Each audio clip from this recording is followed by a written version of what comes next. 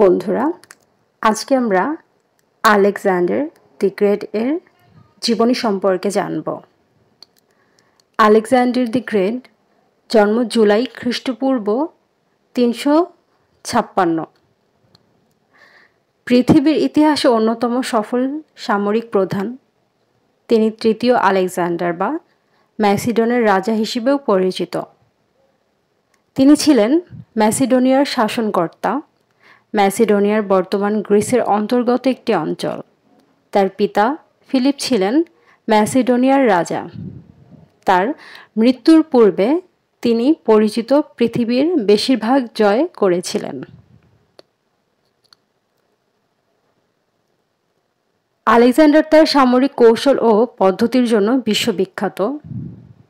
তিনি পারস্যে অভিশপ্ত আলেকজান্ডার নামেও পরিচিত, কারণ তিনি পারস্য সাম্রাজ্য জয় করেন এবং এর রাজধানী পারসেপ্লিস ধ্বংস করেন। আলেকজান্ডারের পিতা দ্বিতীয় ফিলিপ তার শাসনামলে গ্রিসের নগর রাষ্ট্রগুলোকে নিজের শাসনাধীনে আনেন। আলেকজান্ডার নিজেও এই নগর রাষ্ট্রগুলোকে একত্রিত করতে অভিযান চালান, কারণ ফিলিপের মৃত্যুর পর এগুলো বিদ্রোহ করেছিল। এরপর আলেকজান্ডার একে একে পারস্য, আনাতোলিয়া, সিরিয়া, ফনিসিয়া, জুডিয়া, গাজা, মিশর, ব্যাস্ট্রিয়া এবং মেসোপটেমিয়া জয় করেন। তার সাম্রাজ্য ম্যাসিডোনিয়া থেকে পাঞ্জাব পর্যন্ত বিস্তৃত হয়।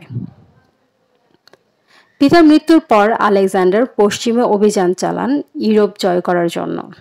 এরপর তিনি পূর্বে অভিযান চালানোর পরিকল্পনা করেন, কারণ শৈশব তার শিক্ষক বিশ্ববিখ্যাত দার্শনিক বিজ্ঞানী অ্যারিস্টটল তাকে বলেছিলেন, কোথাও ভূমি শেষ হয় এবং মহাসাগর শুরু হয়।